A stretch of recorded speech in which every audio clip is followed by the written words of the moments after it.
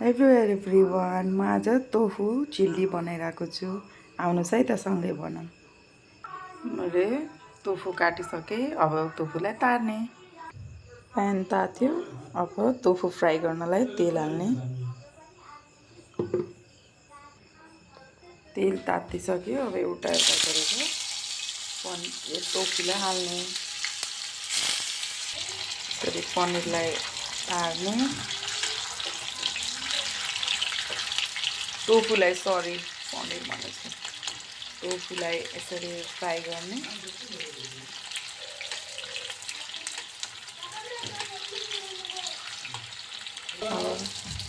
यतिको फ्राई भएपछि निकाल्ने। धेरै फ्राई गर्दाखेरि एकदम ड्राई जस्तो हुन्छ, त्यही भएर म यतिकैमा निकाल्छु। फेरि अर्को ट्रिक यो चाहिँ अब त्यही गरेर सबैलाई तार्ने। अब चिल्ली बनाउँदाखेरि भेटौँ है त। यसरी मैले प्याज, गोलभेडा र क्याप्सिकमलाई पनि क्युबमा काटेर राखेको छु। मेरो यो सेकेन्ड लट पनि लगभग पाकिसक्यो। अब चाहिँ यसलाई म निकाल्छु।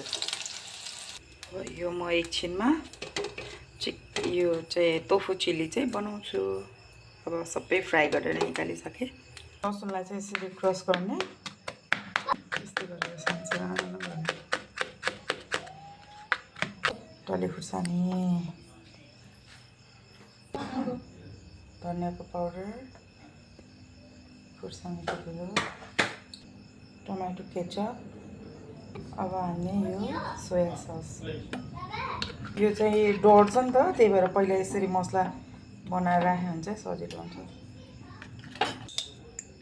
मैले बनाएको टिमुरको छोप पनि हाल्छु म यसमा थोरै। म चाहिँ यो कराई बसाले अघिकै तेल हाल्छु। यो अलिकति ग्रेभीको लागि चाहिँ म थोरै कर्नफ्लोर हाल्छु। धेरै भुक्नु हुँदैन। त्यसपछि क्याप्सिकम, प्याज हाल्छु। गोलभेडा चाहिँ अलिक गोल्ने भएर यसलाई चाहिँ अलिक ढिलो हाल्छु। यो गोलभेडा र डल्ले खुर्सानी हालिदिन्छु। अघिको यो मसलाहरू हाल्ने सबै।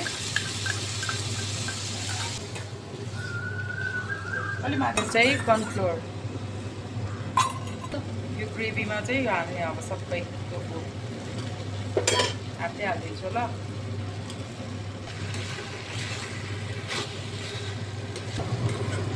लगभग हाम्रो चिल्ली अब रेडी हुँदैछ। हाम्रो यो टोफु चिल्ली रेडी भयो।